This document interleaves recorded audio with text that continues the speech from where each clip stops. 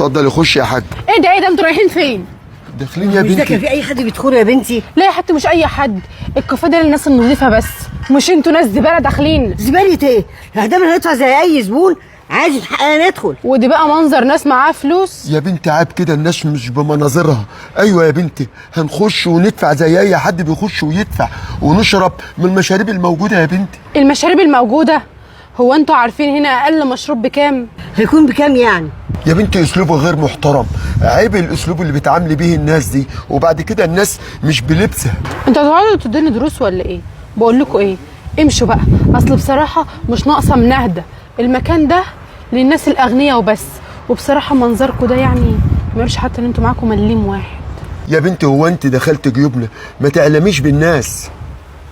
انت ليكي اللي هنطلبه هندفع تمن. تدفع ثمنه طب معلش بقى، علشان تعبانه ومصدعه ومش قادره الكلام، خدي نفسك انت وجوزك ويلا من هنا.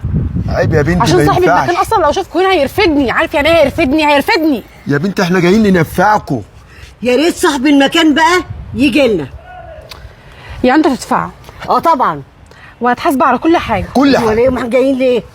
اتفضل يا حاج، لازم تتعب قلبنا يعني. يلا خش. يلا على مهلك يا حاج. بقول لك ايه يا اخويا، في زباين جوه عره، انا ماليش دعوه بيهم. دي دخلتهم ليه لما هم عره؟ هم كانوا مصممين وقعدوا يقولوا احنا هندفع، واي حاجه احنا نطلبها هندفع حسابها، مالكيش دعوه. يعني ايه شكلهم عره؟ فاهميني يعني. راجل كده لابس جلابيه كده وبتاع ما اعرفش اسمه ايه، وست كده لابسه جايبه عبايه بيتي، يعني ست كده، ناس مش فاهمه مالهم كده. طب وازاي دخلوا؟ دخلتهم كانوا يفضحوني على الباب. يفضحوكي في مكانك؟ ايوه. يا نهار اسود. وبعدين انت عارف بقى المكان ده ما ينفعش الناس دي تقعد فيه. وانا خايفه برضو من صاحب المكان، خايفه ان هو يزعق لي. ايه؟ دي هتقولي انا؟ طب انت ما ناديتيش ليهم على الباب ليه؟ ما ناديتيش عليا ليه؟ ما تتصرف يا علي الله. طب خلاص انا هتصرف، انا بقى راح اطفشهم لك دلوقتي. وريني هتعمل ايه.